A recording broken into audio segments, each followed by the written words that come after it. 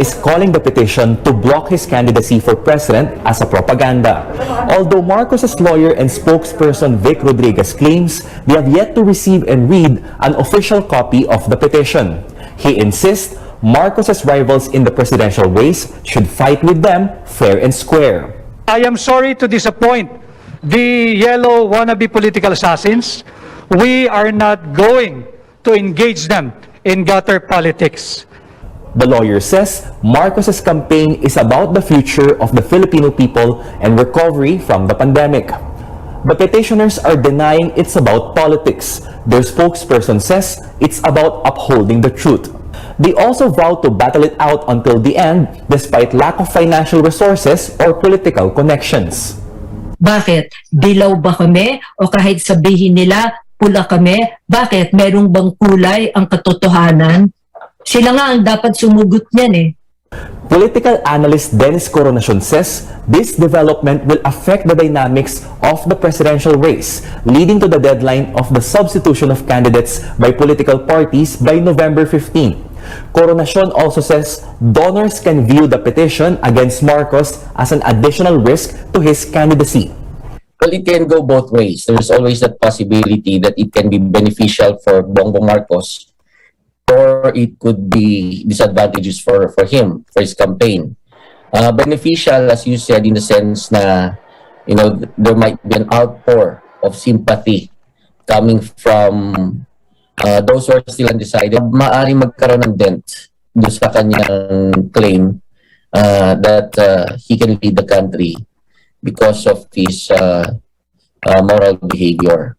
Marcos's supporters, meanwhile, held a Twitter party using the hashtag #ProtectMarcosJr.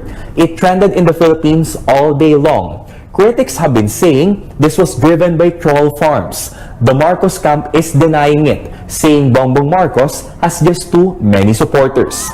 Rex Remitio, CNN Philippines. Work will soon begin for the Commission on Elections to resolve the plea to stop Bongbong Marcos from joining the 2022 presidential race.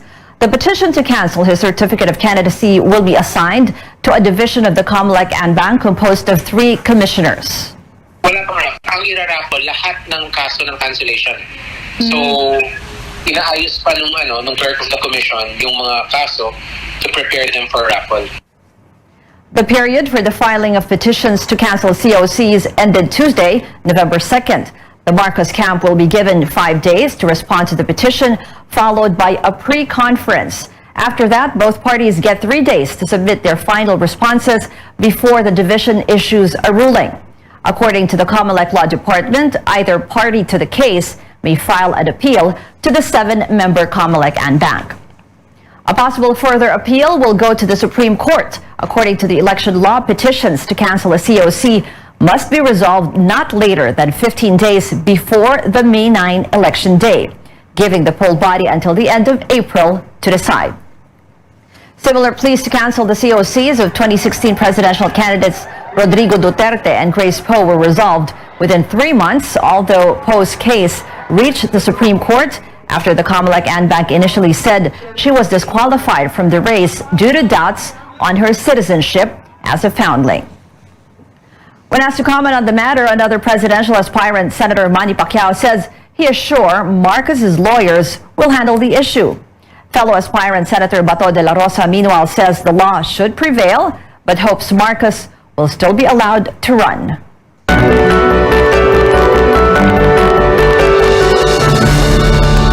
The country lists nearly 1,600 new COVID-19 infections. This is the lowest single-day increase reported since February 24, when new cases were at 1,557.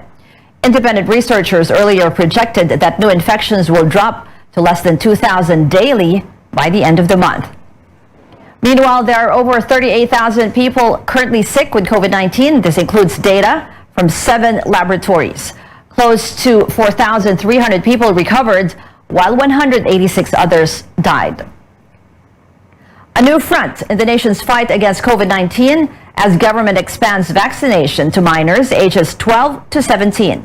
The rollout in Metro Manila yields a significant number of young people accompanied by their parents eager to see their kids get the life-saving protection. Our senior correspondent, David Santos, reports. Long lines form outside this Quezon City school Wednesday morning as eager parents accompany their children to get the COVID-19 vaccine. Among them, this mom with 2 kids. Para po makabalik na sa face-to-face classes at saka para makabalik na po sa outdoors. Unlike when the country began the rollout of the vaccines 8 months ago, this time the process is more organized. This despite more stringent measures like requiring kids to be escorted by parents. Legal guardians need to present authorization letters.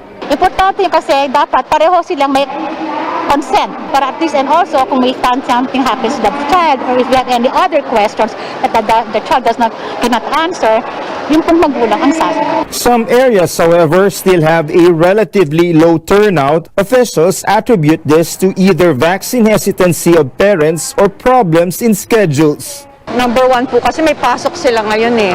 So naka-online classes pa rin po sila ngayon. Yung iba nga po dala yung kanilang mga iPad at saka yung mga laptop nila. For some parents, it also means keeping work to accompany their kids. Okay lang po yan, basta mabaksin po siya. Kasi ano lang naman po yan eh, 1 day lang naman po. In Mandaluyong, the city is hoping to assign more pediatricians in its vaccination hubs. Most of its pediatricians have been busy in health centers immunizing kids against common illnesses like measles. Swerte kami. Nandiyan po ang San Miguel Corporation. Yung doctors sila and nurses sila, they're still here up to now. With the start of the inoculations in Metro Manila, the health department is targeting to reach at least 80% of close to 13 million minors ages 12 to 17 nationwide. Unless supply problems arise, local governments are expected to carry out the vaccinations by Christmas. David Santos, CNN Philippines. President Duterte orders the use of police and military assets in the distribution of COVID-19 vaccines. He wants the doses delivered straight to municipalities to address delays at the local level. Mr. Duterte also wants local officials to be ready with people who can administer the shots immediately upon delivery. This move comes after the president expressed disappointment over the weak and slow distribution of vaccines on the regional and provincial levels.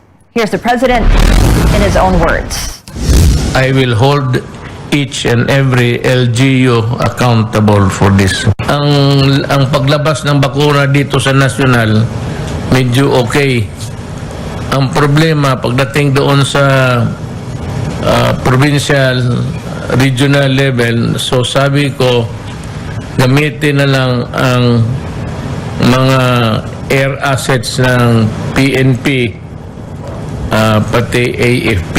Pag-deliver doon sa aeroplano, tapos pagdating doon yung TOG, yung mga helicopter nandyan sa will take over. Sila na ang maghatid doon sa mga municipal governments. The president also reiterated his order to the Interior Department to sanction local governments that fail to perform and administer the coronavirus shots promptly and efficiently. Private hospitals say they will give PhilHealth another chance to settle its debts. Otherwise, they will push through with their plan to sever ties with the state's health insurer. The Private Hospitals Association says in a meeting Tuesday, PhilHealth President Dante Gueran promised to meet with hospital managements in person to discuss the terms of payments of their reimbursements.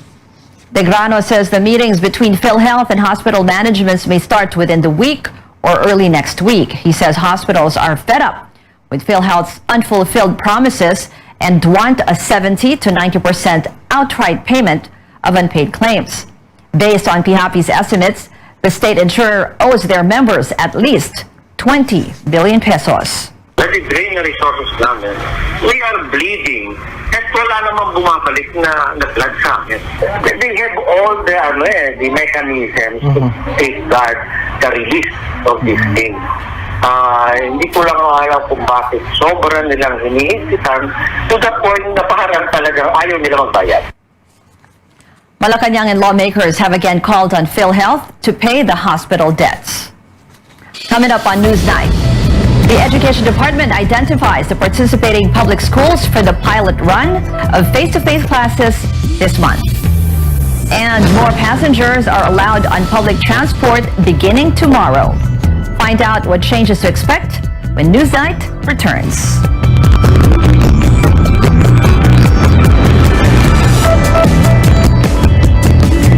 Bawat patak may sarap, may lakas, sulit. Red Horse Beer.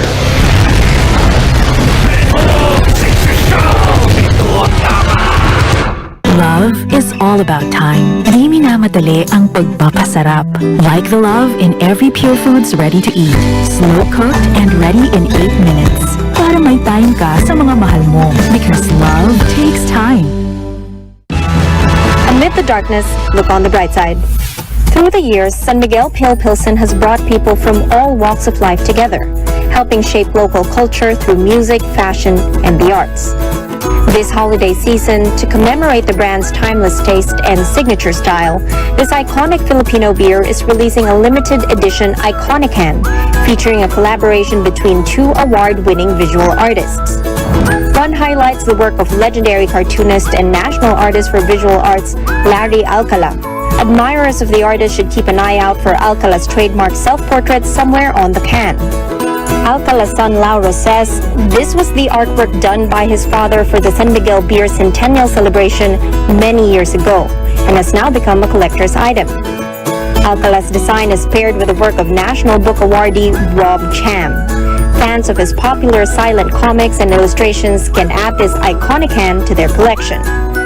For this can, I made a pattern where it was Filipinos just sharing a beer with each other and drinking and celebrating being Pinoy. The limited edition San Miguel Pale Pilsen Iconican is available in select supermarkets and convenience stores, as well as SMB delivers until December 2021. The perfect beer regalo for this holiday season, the Iconican showcases how San Miguel Pale Pilsen continues to connect and bring people together across time and distance. Dahil with San Miguel Pale Pilsen, kahit kailan, walang iwanan. I'm Sam Sidwani, CNN Philippines.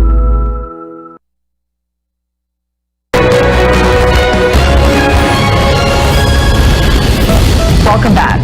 The Education Department bears plans to seek President Duterte's approval to include more schools for the limited face-to-face classes. DepEd Secretary Leonor Briones says Metro Manila schools may be included in the second batch of the pilot run, although she points out the final say will come from the Health Department. Briones believes this could be done given that the COVID-19 situation in the country is improving. The government has identified 100 public schools for the limited in-person classes set to begin this month. Evaluation of the 20 private schools that will be joining the pilot is still ongoing. Susulat kami, naghahanda na kami ngayon ng report sa Presidente na kung pwede nang dagdagan yung 100 na pinayagan niya, ay talagang magdagdag tayo dahil maganda naman ang balita na lumalabas ngayon. It's welcome news for some commuters as authorities give the green light for public transport to increase passenger capacity.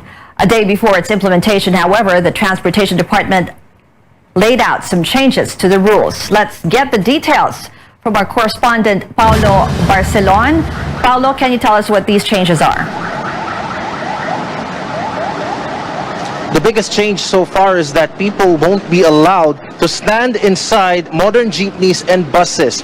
Now, this is a major policy change from what we've been reporting last week, as the Transport Department even outlined how people would be allowed to stand inside these vehicles. Now, these changes were made, the Transport Department explains, due to enforcement concerns. Nakita po natin na baka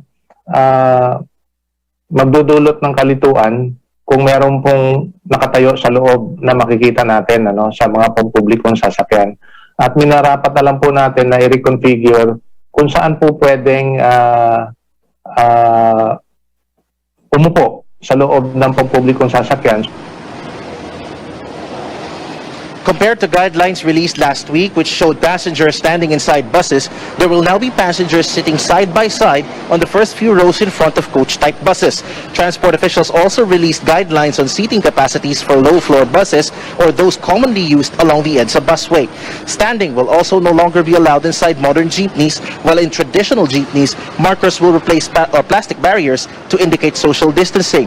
The DOTR also set passenger limits for UV Express vehicles, 13 passengers for the so-called commuter-type UV Express vans, 11 passengers for vans with both front and perimeter seating, and 7 passengers for Asian utility vehicles. The Transport Department also reiterated that marshals will be deployed to the LRT, MRT, and PNR to ensure the 70% capacity regulations on trains will be properly implemented. As with other vehicles, making phone calls inside trains are still not allowed, and passengers will still have to wear face masks and face shields. Transport Assistant Secretary Steve Pastor says they will evaluate the results of this pilot run of increased capacities before deciding on whether or not to increase the current 70% to 100%. These changes will be implemented in these changes will be implemented in Metro Manila, Laguna, Cavite, Bulacan, and Rizal. Back to you. Paulo, so how about taxis and ride-hailing services? Any new guidelines? Well, Ruth, LTFRB Chairman Martin Delgras said the taxis and TNVS will now be allowed to entertain people seated beside windows. For example, people could now sit on the front seat or the one beside the driver. LTFRB is also reviewing the number of available taxis and ride-hailing cars with announcements about them to be made soon. As for motorcycle taxis, the Transport Department says it will defer the ruling on plastic barriers to the National Task Force. Back to you, Ruth. Paulo Barcelon there reporting. Movement of more people will soon be allowed as well. This as authorities announced the lifting of the unified curfew in Metro Manila beginning tomorrow, November 4th. But the directive is still subject to the existing rules of local governments on minors or those below 18 years old. Metro Manila Development Authority Chairman Ben-Hur Abalos explains this is to allow malls to extend their operating hours ahead of the holiday rush. He says mall operators have agreed to open from 11 a.m. to 11 p.m. on weekdays and 10 a.m. to 11 p.m. on weekends starting November 15th. Currently, curfew hours in the capital region are from midnight to 4 a.m. Despite the further easing of pandemic restrictions, the Dolomite Beach in Manila Bay will remain closed to the public. The Environment Department says this will last until the government finishes the rehabilitation project. The DENR plans to stretch the artificial beach from 140 to 500 meters. It will also look into the drainage system and work on making Manila Bay swimmable. The agency hopes to complete the project before year-end. Ngayon po, isasarado natin para bigyang daan ang pagtatapos po ng mga ibang gawain na gagawin natin doon. Kasi ang gusto po ng ating Interagency Task Force at ng ating kalihim na para mag-enjoy po yung ating mga kababayan, ay tapusin na po muna natin ang lahat. Guidelines for picture taking and other activities in the artificial beach are in the works. The Dolomite Beach saw huge crowds when it was temporarily opened last month. The DENR vows this will never happen again. An investigation is underway to prevent similar incidents. A Manila Bay ground commander was sacked following the overcrowding. In news overseas, a critical turning point in the global health crisis. Children aged 5 to 11 years old in the United States are now rolling up their sleeves to get protection against COVID-19. CNN's Britt Conway gives us a look at the first day of the rollout. And there it is, Pfizer's COVID-19 vaccine for kids 5 to 11 going into little arms already after getting emergency use authorization from the FDA and then the CDC's recommendation. These kids in Connecticut lined up for their first shot Tuesday night. The same night the vaccines arrived at this Ohio hospital. Right there, it's 1,000 doses. And at this hospital in Texas. And Pfizer is packing up and shipping out millions more. There are about 28 million kids 5 to 11 who are eligible to get vaccinated now. It will be 1/3 the dose, but it's still a 2-shot series 3 weeks apart. Possible side effects include arm soreness, fever, fatigue, and headache. And I think whatever side effects we see really have to be compared against the risks of not getting the vaccine. More than 8,300 children in this age group have been hospitalized due to COVID-19. A third of them ended up in the ICU. Children now make up a disproportionate number of new COVID-19 cases, accounting for a quarter of all the new cases last week. But health experts believe this vaccine, 1, 2, 3, poke, will change that. If we have safe and effective vaccines, why wouldn't we make those available to families to make that decision and protect their children? I'm Britt Conway reporting. World leaders making another big commitment during the crucial COP26 summit in Glasgow, Scotland. European Commission President Ursula von der Leyen announced a global pledge to cut methane emissions by 30% from last year's levels by 2030. She says this will immediately slow down climate change, as methane is an extremely potent greenhouse gas. The U.S. slams China for skipping the conference, but Beijing now appears to agree to the target of limiting global warming to 1.5 degrees Celsius. China's special envoy maintains his country is not resisting the target after its earlier reluctance to commit to the figure. South Africa will also get aid to help fund its transition away from coal. Actor Leonardo DiCaprio was also at the summit. He's been a United Nations climate change representative since 2014. Still ahead on Newsnight, love wins for actress Kristen Stewart. She reveals her engagement in a surprise announcement. And speaking of surprises, a lot is in store for fans of singer Lorde. More about her new music when we return.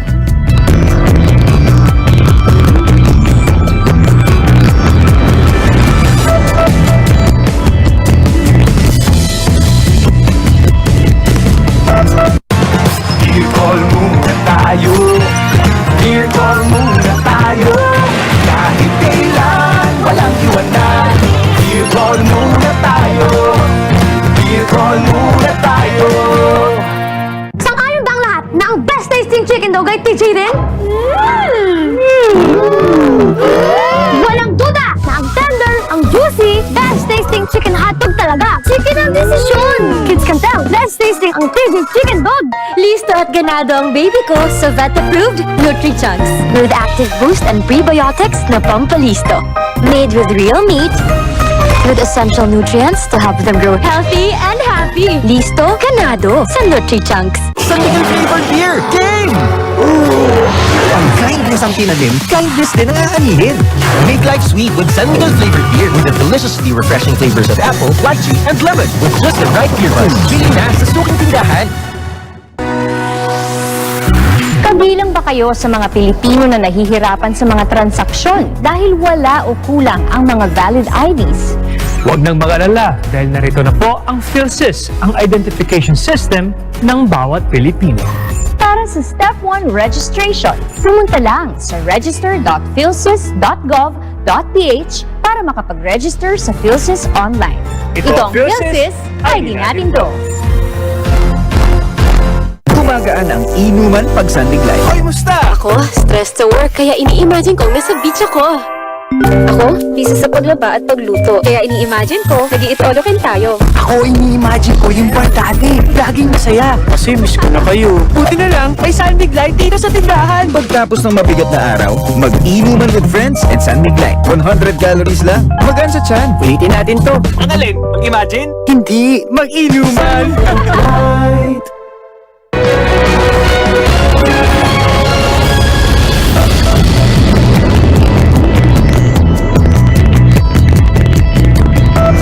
Welcome back. Another win for our Tokyo 2020 Olympic boxing medalists as one of the country's largest companies makes good on its pledge to give them financial incentives. San Miguel Corporation President and CEO Ramon Ang personally handed out cash rewards worth 2 million pesos for bronze medalist Yumir Marshal and 5 million pesos to silver medalists Carlo Paalam and Nesty Petesio. He also wished them good luck as they gun for the gold medal in the next Olympics that will be held in Paris, France. Ang also said they will provide the three boxers with any SMC business of their choice that they can put up in their respective home provinces. All of them are from Mindanao. Earlier, SMC gave 10 million pesos to the country's first Olympic gold medalist, Heidelin Diaz. Congratulations are in order for award-winning actress Kristen Stewart, who just got engaged to screenwriter Dylan Mayer. In an interview, the Twilight star revealed that Mayer, her girlfriend of 2 years, was the one who proposed. Stewart also said she wants a simple celebration for them to recite their vows without walking down any aisles. The actress is starring in a biopic about Princess Diana, Spencer, set to hit theaters this month. Meanwhile, another celebrity is bringing the party to her fans ahead of her 25th birthday. Grammy winner Lorde celebrates with a week of exciting releases. The New Zealand singer dropped the music video for Fallen Fruit, and there's more to come, specifically 2 more songs from her album. Lorde announced that the deluxe edition for Solar Power, previously only available on a music box, is set for digital release on Friday. This will contain bonus tracks Helen of Troy and Hold No Grudge. And in the United States, a Texas bar is giving Mariah Carey's mega holiday hit the silent treatment. Is it too soon for the Christmas classic? Mariah doesn't think so, but the bar does. CNN's Jeannie Moose reports. When Mariah Carey sings, some want a lot less of this song, which explains why a self-described dive bar in Dallas put up a sign on their jukebox that has Mariah fans up in arms. Mariah Carey's All I Want for Christmas Is You will be skipped if played before December 1st. After December 1st, the song is only allowed 1 time a night. I don't hate Mariah Carey and I don't hate Christmas. But the general manager of Stone Lee P says customers play Mariah's mega hit too often and too soon before Christmas. So the staff is on high alert. Once we hear those twinkles, we run for the remote. It's really just a button that we press skip. To skip Mariah long before she gets to the title. Fans are outraged if I see that sign, but amazingly it's never been defaced and they've put it up for a couple of years. Some were defiant. I will be streaming it 1 million times this Christmas season and the next 2. Even Mariah herself reacted. Watch the bar manager's eyes when we tell her that. No! Yes! Someone posted, "Is this the war on Christmas?" And Mariah responded with herself in armor, ready to do battle. She also posted a video of herself destroying the knot in It's Not Time. It's time for Mariah's favorite season, Christmas. But plenty of commenters supported limiting the song to 1 play per night, noting this needs to apply to all Christmas songs and become a constitutional amendment. The bar manager says it's really just a joke, meant to be funny. Is not this Jeannie Moose, CNN, New York. It's 52 days before Christmas, and that's it for tonight. I'm Ruth Cabal sitting in for Pia Ontiveros for Newsnight, where we go above and beyond the headlines.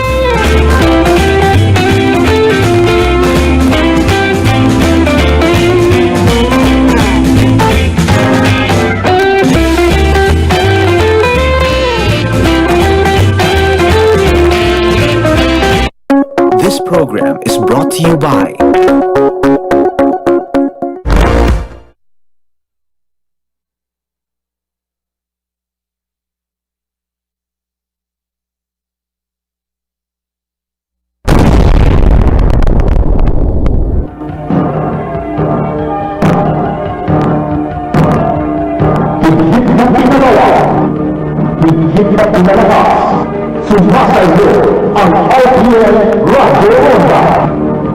RPN DYKB Radyo Ronda Bacolod.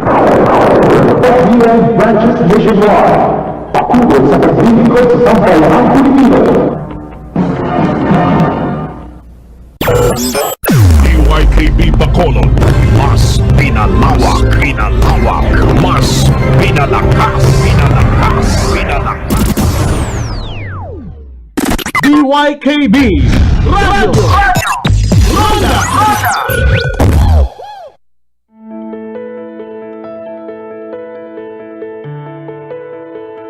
Extended families are common in Filipino households. Our grandparents sometimes live with us, and their golden years are special. It's a time to slow down, relax, and enjoy life. And for us, a time to give back to them. But aging comes with other challenges, so caring for our elders requires a lot of knowledge and a little understanding. On the program today, we'll give you tips on how you can take good care of your parents or lolos and lolas. I'm Dr. Freddy Gomez and welcome to MedTalk Health Talk on CNN Philippines.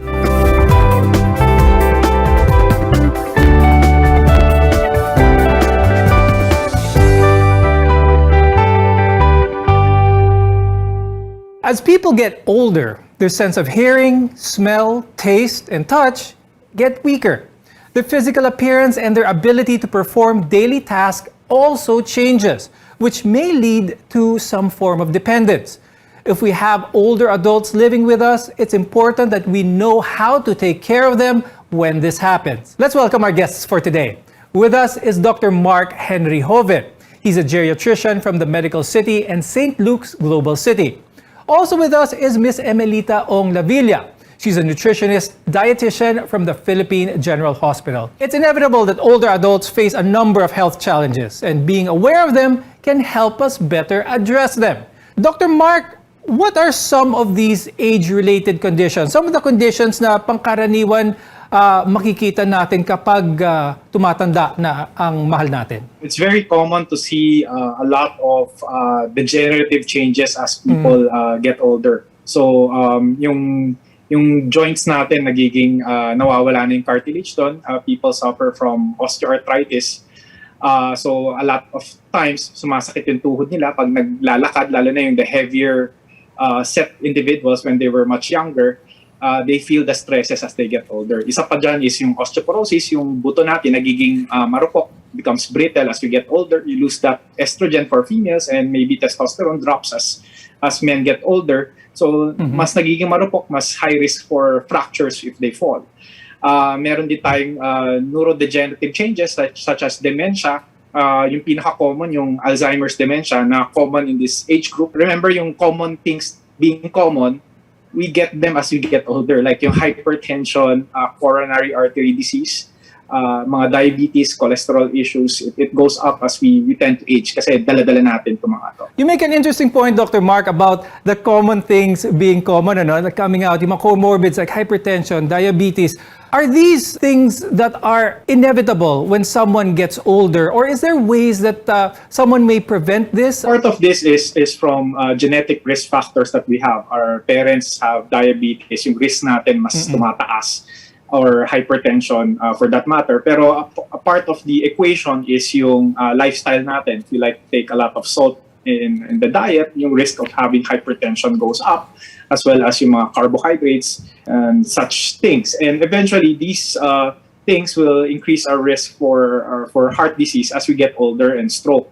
So the solution to that is, as we're younger, we have to foresee our future. Tingnan natin what lies ahead, what things may we encounter, and we have to live a healthy habits, because eventually these habits, although it's not, wala tayong nararamdaman ngayon, eventually our bodies will eventually feel the burden of this. Before any of these challenges become serious, Ms. Emmy, how can we, in our younger years, ensure that we are prepared when this comes? Ano kaya yung mga dapat kainin? Ano yung mga dapat na healthy habits ang dapat meron tayo habang maaga pa? Much is attributed to the genetic factors, pero marami din po ang role na nagagawa ng nutrition. Kasi yung nutrients po, whatever is needed, sabi nga yung nutrients, it's from womb to tomb issue. Kasi yung pong mga nutrients, some of them are used for structural components ng katawan natin, parte ng muscles, parte ng cartilages, ng mga brain, at saka ng bone structure. At the same time, kailangan siya for the normal functioning. Dr. Mark, pag-usapan natin itong presbycusis o yung paghina ng pagdinig. Very common in the elderly population. Sometimes hindi lang tayo ganun ka-aware and there are signs and symptoms to know kung meron ba tayo nito or wala. And usually yung common is yung relatives natin sinasabi, masyadong malakas yung television volume mo. It's too loud, but if you are the patient, feeling mo it parang normal lang siya for your hearing. And sometimes when you're in a very noisy room, maraming noise, extra sounds, it's difficult for you to understand yung sinong kausap mo. And the problem with this is eventually it can lead to depression in somebody who has hearing issues as well as dementia. It's very common for them to have behavioral changes kasi hindi nila naintindihan yung sinasabi ng caregiver nila, ng kamag-anak nila. So sometimes they become more confused. What are the options of someone who has presbycusis or nag-uumpisa nang humina ang pandinig nila? What are their options, Dr. Mark? First, you have to talk to your friendly ENT specialist kasi sometimes may mga things na nangyayari, yung simple things being common na may tutuli tayo doon. As people get older, yung tutuli, mas nagiging drier siya. Mas very common siya na nai-impact sa loob ng tenga, na bumabara doon. And that can simply be addressed by the ENT specialist with some liquid they put there to soften it up and irrigate it and remove yung tutuli, yung cerumen. Siyempre, you have to have a formal evaluation to figure out ano bang type of hearing loss we have because there are some hearing loss that might get better with hearing aids that might help the person comprehend more. Ngayon, Ma'am Emmy, when it comes to nutrition, what is vitamin B complex? Paano ito makakatulong sa isang nakatatanda na? Sa hearing, sinasabi din importante yung vitamin B12 or cobalamin. So ito din yung kailangan para dun sa structural needs nung tenga o ng mga cartilage po. So ang vitamin B12 naman makukuha siya from eggs at saka yung mga poultry at saka meat products po. So kung balanse naman or nakakakain naman ng elderly natin ng sufficient amounts nitong eggs, proteins, and fish, hindi naman siya magiging deficient with vitamin B12 or cobalamin. Now, Dr. Mark, what can we do to understand the needs of the elderly more adequately, or how can this be addressed? Should we have a talk with our grandparents or lolos, lolas about their specific needs? What I find easy sometimes is you just talk to them about their life stories, and within that conversation, usually sasabihin na nila yung mga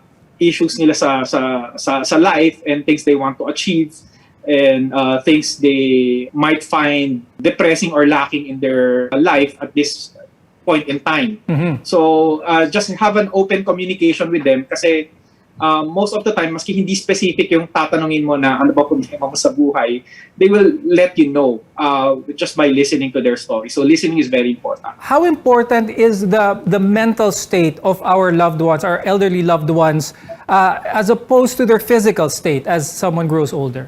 For example, depression in the elderly is very common. Hindi lang tayo masyadong aware. For somebody who's much younger, if my girlfriend broke up with me, I'll go to the doctor and tell the doctor, Doc, I'm sad, my girlfriend broke up with me. But if in the elderly population, they lack that awareness na malungkot sila. So it manifests with different things like appetite, usually hindi masyadong kumakain, na they're starting to lose weight, or sometimes the relatives feel that nag-uulyanin na yung pasyente, nagkakademensya na, hindi niya maalala yung nababasa niya sa dyaryo or napapanood niya sa TV when they ask the patient, ano yung napanood mo after the show? And it's not really because of dementia, they were just not paying attention, their mind was wandering off elsewhere. So it presents differently. Minsan sleep naman yung problem, na lack of sleep. So those are common scenarios that relatives bring their patients to see us sa clinics. But if you prod further, malalaman mo na maybe this person has dementia. It started after a death of a spouse or some issues in the family. Doon mo siya makikita. How can we care for our elders? How can we show them our love and support? Stay with us on MedTalk Health Talk, only on CNN Philippines.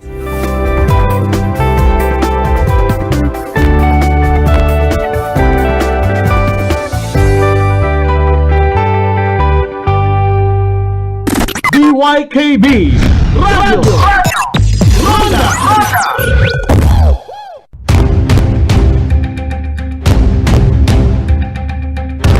Bantayan sumugod Oktubre 11, tuig 2021 ang Rondahanay Saga.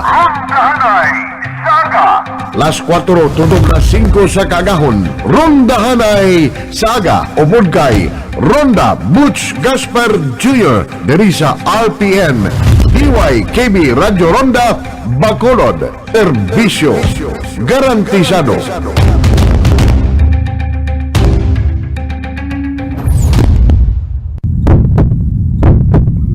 Kag pamati diri sa RPN DYKB ang palatuntunan Pulso sang Banwa. Pulso sang Banwa alas 6 tubtob alas 7 ang takna sang aga, Lunes tubtob Biyernes. Upod sa inyo alagad Larry Concepcion.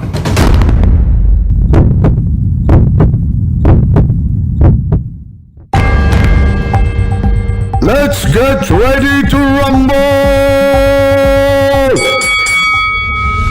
DYKB Radio Ronda Bacolod 1404 kHz AM sa bago nga tunog kagusog pagi sa bago nga digital transmitter sa Visayas kag Mindanao nagalanog. It's showtime!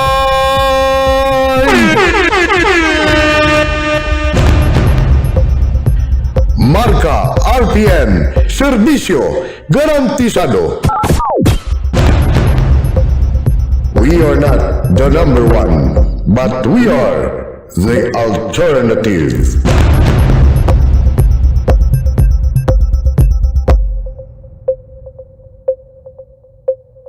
DYKB Radio Ronda.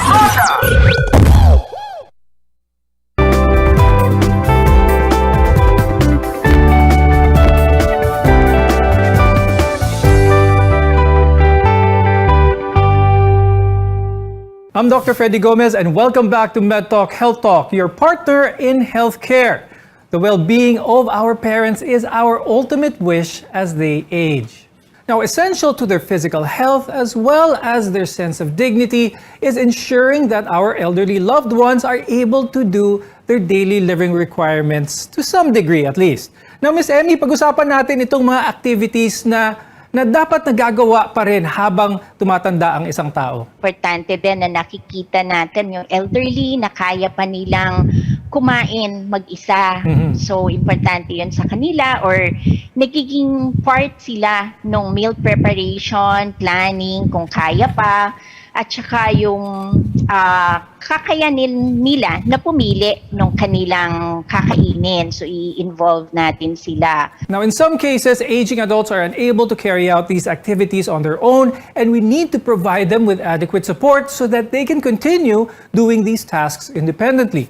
Now, there are also other types of daily living activities that aren't necessarily essential, but they need to be met just the same. Pag-usapan natin to, Ma'am Emmy, kung ano yung mga activities na maganda isama din ang ating mga lolo't lola para sa kanilang sense of independence as well. Ay, na-excite po ang ating mga lolo at lola pagka sila ay may task ng shopping. So, kung kaya pa nila, at the same time, when they go to the supermarket, na pipili nila ano yung mga food items na gusto nilang kainin, at least matanong natin sila ano yung plano nila for the week or for the day na gusto nilang i-prepare or ma-involve sila sa paghanda at saka ma-ensure na kung ano yung gusto nilang kainin, yun yung naisasama natin sa kanilang meal plan. Aside from preparing the meals, also yung pagmamanage ng mga bayarin sa bahay, paying of bills, and even taking their prescribed medication on time is essential for their sense of independence. Now, many older adults find it difficult completing these activities on their own, and we suggest taking an honest look at where they need assistance and find the solutions from there. Now, having a conversation with them helps as well. Sometimes our older loved ones don't realize the changes that are not only affecting them, but the people around them as well.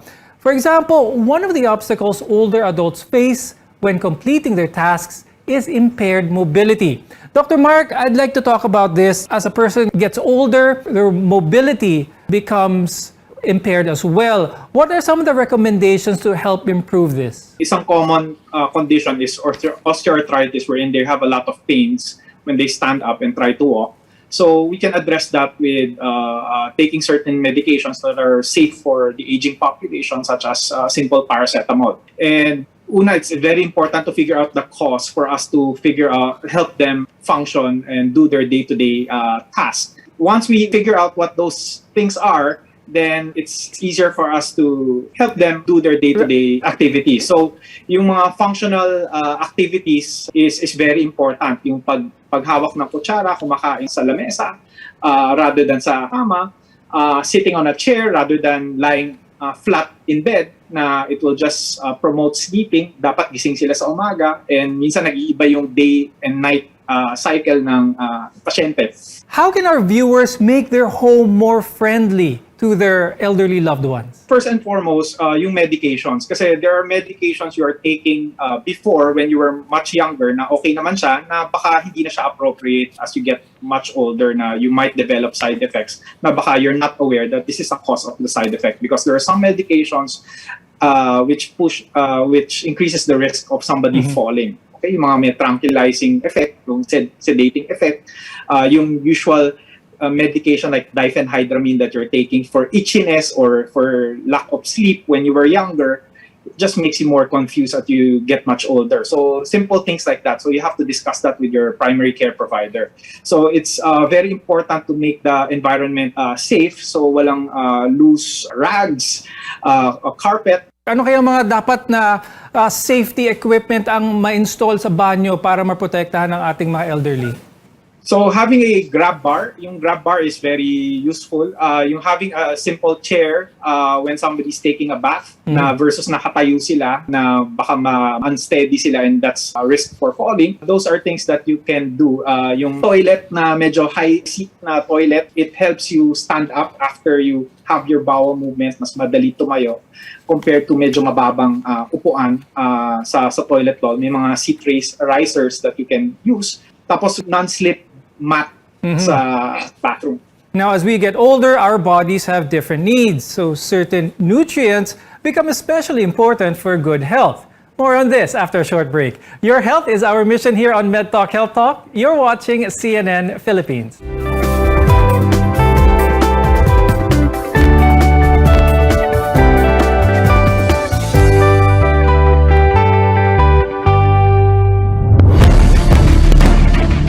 Ang pagbangon sang ekonomiya, dako nga faktor sa pagtibong sa atong pungsod sa pagkatubang sang ginatawag na new normal kapag amat-amat bawi kag panas sa mga kahalitan tugas ang global pandemic nga coronavirus disease 2019 o COVID-19. Kaupo ninyo ang RPN DYKB Radyo Rondo Bacolod 1404 kHz AEM sa panibago nga pagbukas sa mga negosyo kag turismo, pag-promote sang basic health protocols para mapasiguro ang proteksyon sang ato ni kayong lawas. Bangon Pilipinas sa bago nga pag-asa. Advertise with us in a reasonable and flexible range. Sa bagong nga digital transmitter, ang RPN DYKB Radyo Rondo Bacolod sa matinlo kang mapaskog nga tunog, mabatian sa mga areas ng Palawan, Mindoro, Panay, Guimaras, Negros Occidental, Negros Oriental, Cebu kag pinakabahin sa Mindanao. Kaupo nyo kami sa pagkatubang sa new normal para sa inyo nga mga advertising needs. Mag-contact lang sa telepono 458-8015. We are not the number one, but we are the alternative.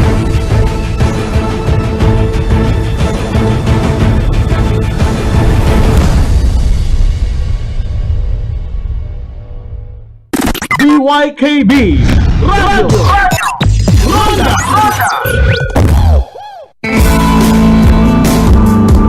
The Republic of the Philippines is a democratic country and republican state. No law shall pass abridging the freedom of the press. Ini nga programa amo ang Pedo-File. Pedo-File, isa ka programa nga madala sa balita, impormasyon, lokal kag subong nasyonal. Kag iban man nga mga update nga nagasablag sa imong syudad. Kay ikaw nagapati nga ang impormasyon kag balita, isa ka importante sa imong syudad nga ginagihuan. Ini nga programa amo ang Pido 5. Upod sa inyo alagad, Romel Pido.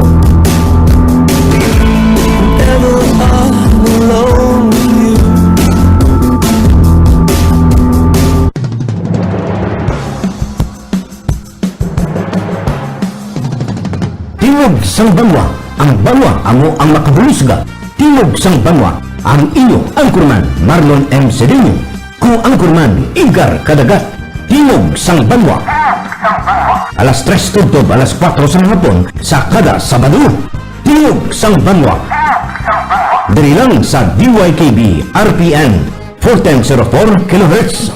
Tingog sang banwa. DYKB Radio Roda.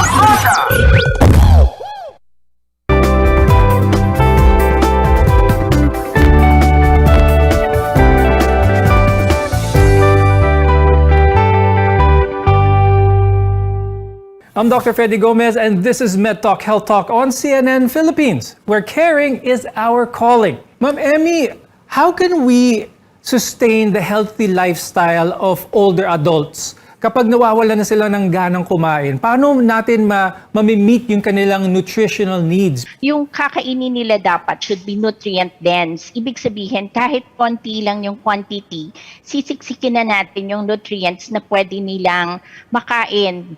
And mas advisable then to give the food or the meals at more yung interval should be more often. So small frequent meals would be appropriate for the elderly people. So as opposed to adding yung mga typical na panglasa ng pagkain tulad ng asin, ano kaya mga alternatives ang pwedeng ilagay sa pagkain para magkaroon ng lasa pa rin ng pagkain pero masustansya pa rin? We make use of natural herbs and spices po. So mas maraming bawang, sibuyas, at saka yung mga available na basil leaves, at saka yung mga iba-ibang condiments po na mababa ang sodium pero mataas ang flavoring. So maganda din po na yung mga calamansi or lemon maibigay natin sa kanila kasi ito din yung makakapag-ayos ng kanilang sense of taste and ma-entice silang kumain. Dr. Mark, what are some of the light and simple physical activities that the elderly can enjoy with the family in the comfort of their own homes? Simple things like you're watching television and you're sitting upright, that takes a lot of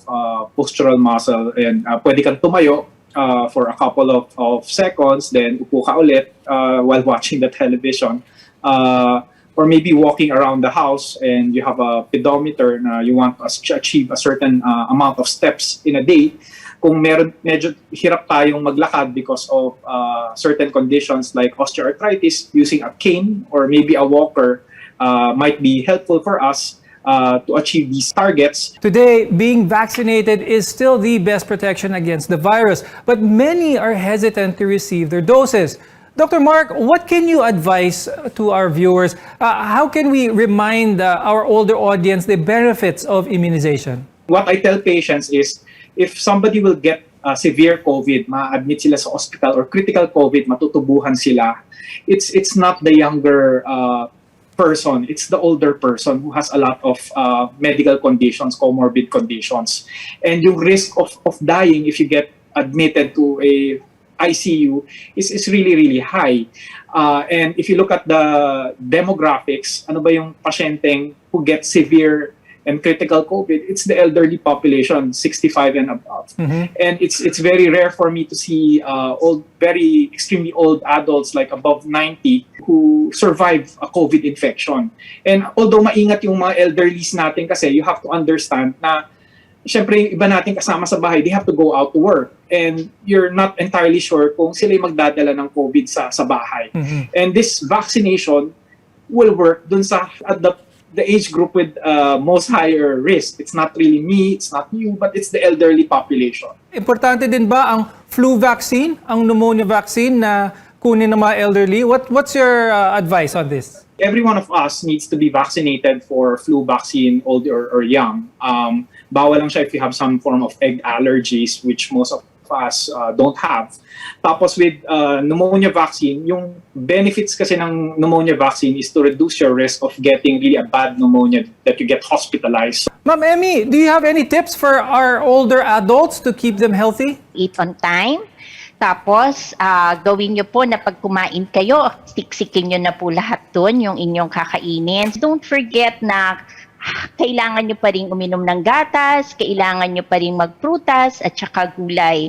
We hope you found our conversation helpful. Thank you to geriatrician Dr. Mark Henry Hoven and nutritionist dietitian Ms. Emelita Ong Lavilla for guiding us today. I'm Dr. Freddy Gomez and thank you for watching MedTalk Health Talk on CNN Philippines.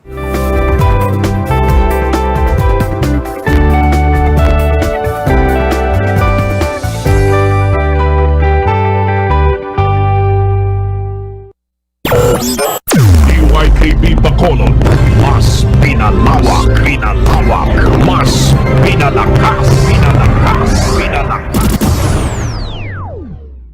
DYKB Radio.